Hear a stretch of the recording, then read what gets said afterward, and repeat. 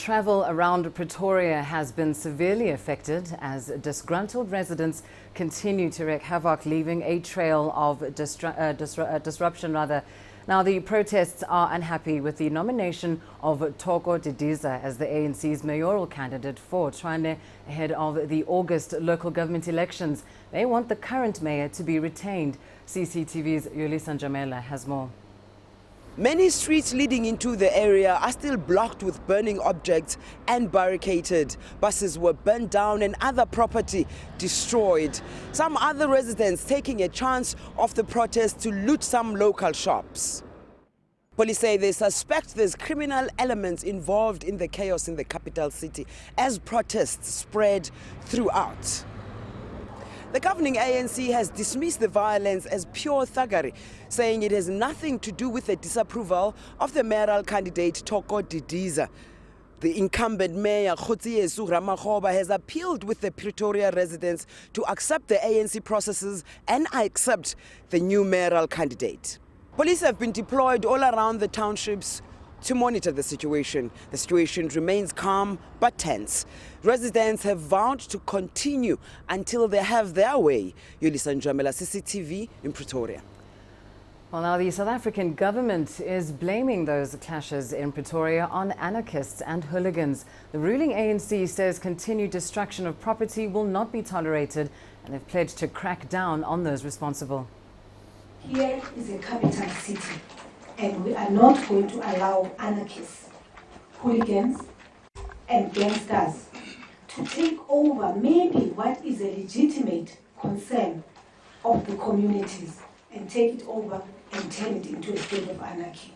So destruction of infrastructure is not acceptable and cannot be acceptable, and therefore the law enforcement agencies will be on 24-hour alert until we are certain that the situation is calm. Well, let's bring you some analysis now on that unrest in South Africa. We're joined by Gabriella McKay, a research analyst at the Institute of Race Relations in South Africa. She joins us now live from Johannesburg. Gabriella, of course, the ANC is still blaming this unrest in Pretoria on common thuggery and hooliganism, despite reports that indicate otherwise. Some are suggesting that the ANC is in denial about divisions within its ranks. What are your thoughts?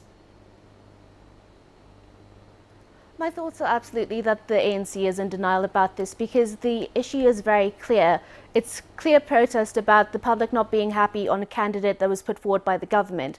And I think what the ANC is forgetting in this instance is that the people vote the people vote for the ANC to be in power. So if the people aren't happy with the candidate they put forward, they'll vote for another political party who they feel will best represent their needs and their desires. I think that is the main issue here. This is not about a party dictating to people. It should be about people dictating to the party in order to best serve their needs. Well, of course, we know that local government elections are due August 3rd. That's just over a month away.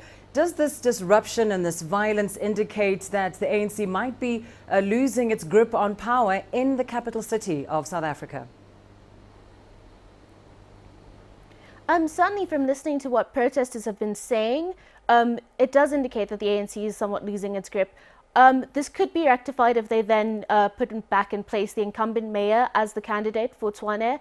However, if they persist on dictating to people, I think people will ultimately use their democratic right and vote for a different political party.